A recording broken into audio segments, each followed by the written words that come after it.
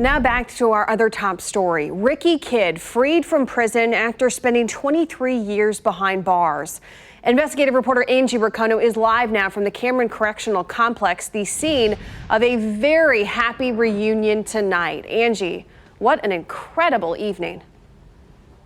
Oh, absolutely, Ellen. This is such an amazing moment for Ricky Kidd, his family, and his legal team. But it's also bittersweet because, remember, this was 23 years in the making. All of this traces back to a 1996 double murder that took place in Swope Park, near Swope Park, at a house. And Ricky Kidd, his name was given to police anonymously. And Ricky Kidd's legal team believes that was actually done by the real killer. Kidd had an alibi, and there was no physical evidence that tied him to the crime. He never thought he would be convicted. And he also said he never thought it would take 23 years to prove his innocence.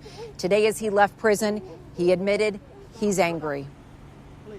I am. I think you have to be. I think you have to be angry. But it's what you do with the anger.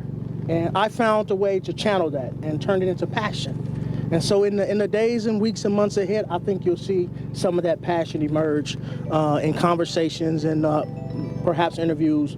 But I am angry. I am very angry, and I continue to be, and we need to be. We all need to be angry. Taxpayers have foot the bill for 23 years paying for the wrong person to be in prison.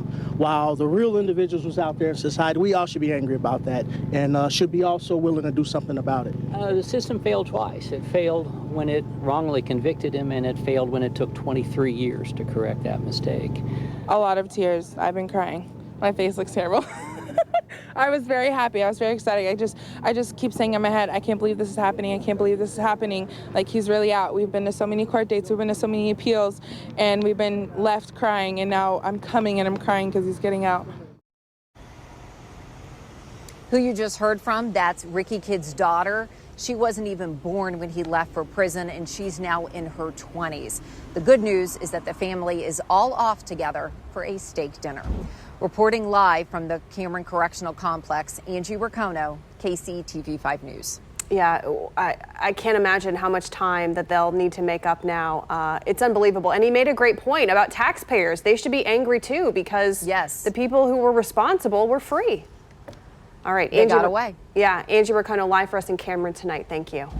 Lamont McIntyre has been following Ricky Kidd's case closely. You may remember McIntyre was wrongfully convicted of murder in KCK. He also spent 23 years in prison. McIntyre has been one of Ricky Kidd's supporters, and today he talked about the challenges of reintegration. I'm happy for him, though. I know that he's going to do well in his life. It's just getting on that path to do all the things he want to do. There's so many different things running through his head, a lot of emotion. You know, he's just trying to figure out where he belongs in this life now, this whole different space. It's just, I just want to be a support system for him, you know? I just want to be able to support him in any kind of emotional way I can to let him know this, you know, this is a journey, and now he's starting it all over. McIntyre and Kidd are already in touch. Both men are represented in part by the Midwest Innocence Project, which works to free wrongfully convicted people, and it is based here in Kansas City.